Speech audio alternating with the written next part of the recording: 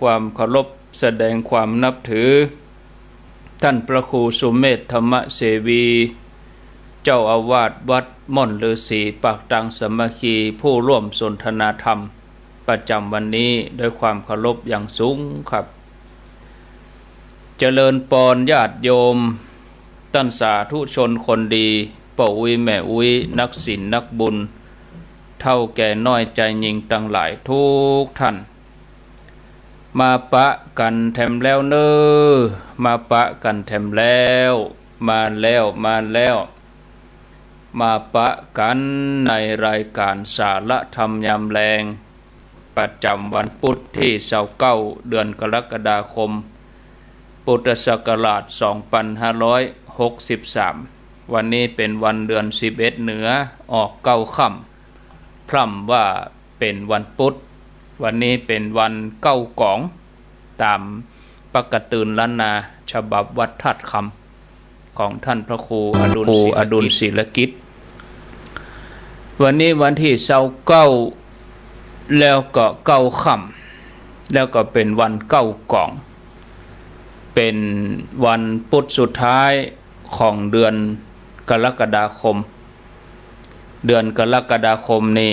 มีอยู่31วันวันพุธวันที่30วันคือวันที่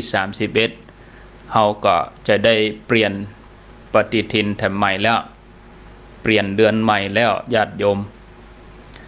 เวลาบ่าย3ก็มาพบญาติโยมท่านทั้งหลายในรายการสาระธรรมยามแรงที่สถานีวิทยุแห่งนี้หลายคลื่นหลายสถานีขอบคุณที่104.50สถานีวิทยุเพื่อการศึกษาพระพุทธศาสนาและวัฒนธรรมตั้งอยู่ที่วัดฝ่ายหินตำบลสุเทพอำเภอเมืองเชียงใหม่โดยการอำนวยการของท่านพระครูสมุวิสุวัตวรกิจโจวัดฝ่ายหิน